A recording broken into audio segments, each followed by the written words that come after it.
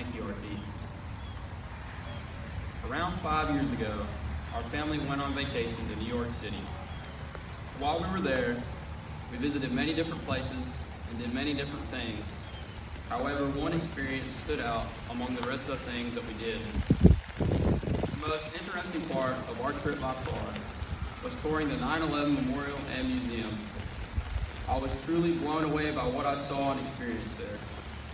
Seeing the twisted metal, people's belongings, the firefighters' equipment, the seemingly endless list of victims' names, and the entire scene in general really weighed on me emotionally. I felt inspired by the many selfless acts of bravery. I felt terrified imagining what it was like being on those flights in the World Trade Center or in the Pentagon. I also felt disgusted that people could be capable of such heinous acts. The flooding of emotions I felt while being fully exposed to the actions of September 11th was like nothing I've ever felt before. I couldn't possibly imagine having been there for such a catastrophic and powerful event. Although I wasn't alive during the attacks of September 11th, everyone I know who was can remember exactly where they were. I would like to invite to the podium someone who can say they were actually there during the September 11th attacks, Mr. Dan Wright.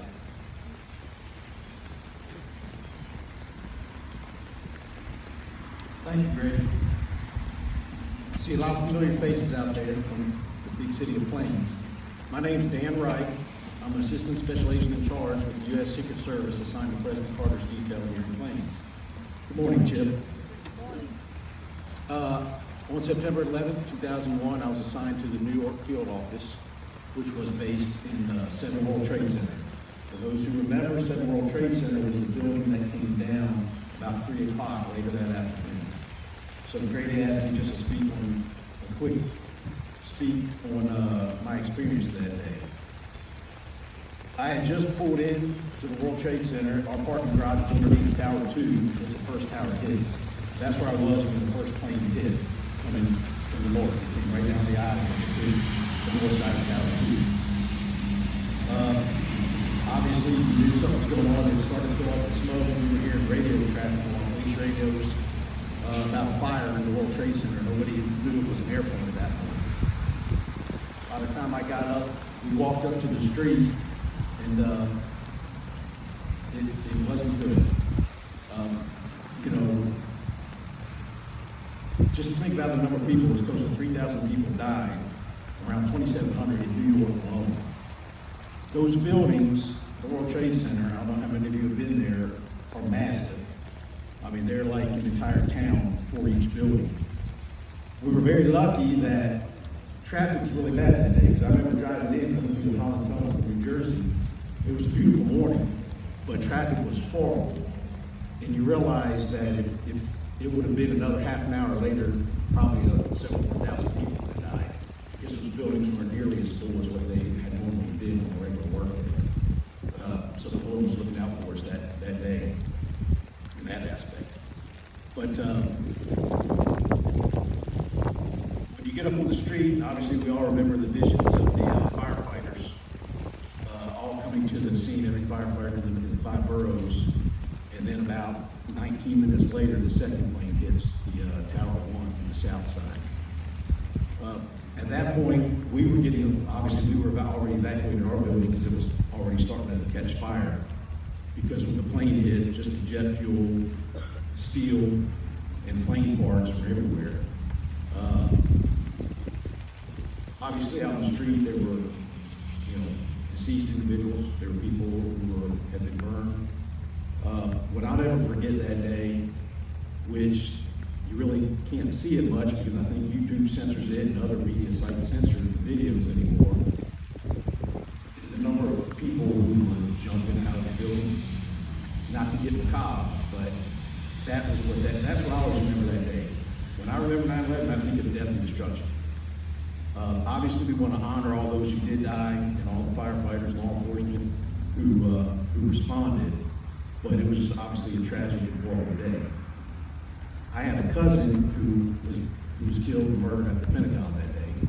I didn't find out about that until much later that evening. Lieutenant Commander Robert Russell of the U.S.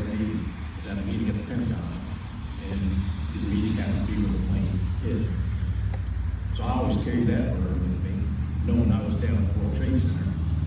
And he didn't even work at the Pentagon, he was just there for the week. But, so obviously we all know, you know, after the second plane hit, then you knew this was more than just a random act. And at that point, reports were going around about different places being hit, which weren't accurate. But obviously the Pentagon happened, then you know, Flight 93 in Pennsylvania went down. So at that point, we were just trying to keep the traffic flowing and get cars out of there so the fire department could come in. And that's what I'll never forget, because the next day when I was back down there, and you see the destruction of the firefighters and all those guys that we were helping get to the scene, I mean, they all died that day. I was down there for the next 3 weeks as they were going through the rubble of the pile. I'll never forget the smell. I mean, the whole city smelled for months and months and months. And it burned obviously for months and months until they could get all the steel and metal out. So yeah, that day obviously was not a good day. I saw things I never want to see. I always joke that that's why I love Plains, Georgia so much. There's no tall buildings here, and there's a whole lot less people. But on that World Trade Center complex, people don't realize that's where I banked, that's where my mall was, that's where I got my hair cut. I mean, it was a city unto itself. I mean, levels underground that you never saw unless you were there. And so all those people who perished, I mean, I probably stood in line with them at the pizza place or was talking with them at the barber shop or whatnot. And it was just, it goes to show you that there's evil out in the world. We all know that. The evil's still there, it still exists. Whether it's New York City or anywhere, we still see it today. I mean, days like this are hard for me and those who were there. We had about 200 agents in the New York field office at the time. We lost one individual. He was up at the UN General Assembly. He was assigned to Washington, D.C. The UN was supposed to start the next week, which is about to start now, today, in New York. And he was at the Marriott Hotel at the World Trade Center Marriott. So he was a former military person, so we don't know how he perished, but we were lucky that we lost one individual. And then in the aftermath, you know, I got home probably about 10 o'clock that night because you couldn't get off the island. And then they finally get over the outbound trains from Penn Station and Grand Central. Then it was a matter of do you take it because you still didn't know what was going on. So finally I got home and then I was picked up by agents from the Newark office in New Jersey, and we were all back down there at 7 o'clock the next morning. So obviously for about a 2-month period it felt like you could sleep as we were following leads and doing what law enforcement does. And then we were also down at the pile having to look up our office because we had $1 million accounted for money and all the other documents that we had down there. And on top of that, we had the UN going on, so that was quite a struggle for the Secret Service. So Grady, I appreciate you putting this together. You know, when I came down the Plains 20 years ago for the first time, you know, that was my escape from New York. And then when I saw your memorial, when you put that up earlier this year, you know, I stopped, I parked right there on the side of the road, and I appreciate it. And that's all I have to say. Thank y'all.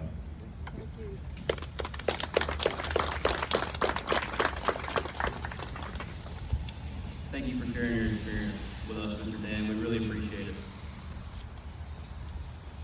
Before I close out, and this won't take too long, I don't want to keep y'all in the rain for too much longer. I just want to speak about this memorial next to me, how it came about, and what it really means to me. A few years ago, I was searching for a project to do to achieve the highest rank in scouting, Eagle Scout. I wasn't sure what to do, but I knew that I wanted to do a project that I was passionate about. We were discussing potential projects at my grandparents' house, and my grandmother mentioned that small towns across America were getting pieces of the World Trade Center from 9/11. I knew right away that that was the project I wanted to do. Unfortunately,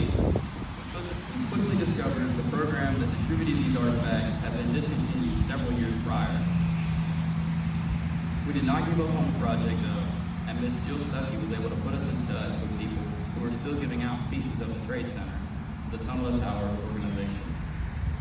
One Zoom meeting and several emails later, I was gifted a real artifact from the World Trade Center to display on a monument. I worked closely under the guidance of my grandfather to design a granite monument fit to display such a historical artifact as the one I was given. Unfortunately, granite work is not cheap. However, I was given an incredible deal and so many generous donations to help make this project possible. I'm forever indebted to those who helped me to assemble this amazing memorial. Why does this project and this memorial mean so much to me though? I wasn't there on 9/11, and I wasn't even alive to witness it unfold. This project means so much to me though, because of what I witnessed in the 9/11 Memorial and Museum. I felt so emotionally overwhelmed by the sacrifice and loss of September 11, 2001, and the years following it. My mission is to preserve the memory of the victims, first responders, and selfless heroes of this tragedy forever. My hope for this monument is that it will serve as a reminder to never forget 9/11 and what it means to this nation for generations to come, long after I'm gone. Thank you so much for your time, everyone. God bless you. Have a great day.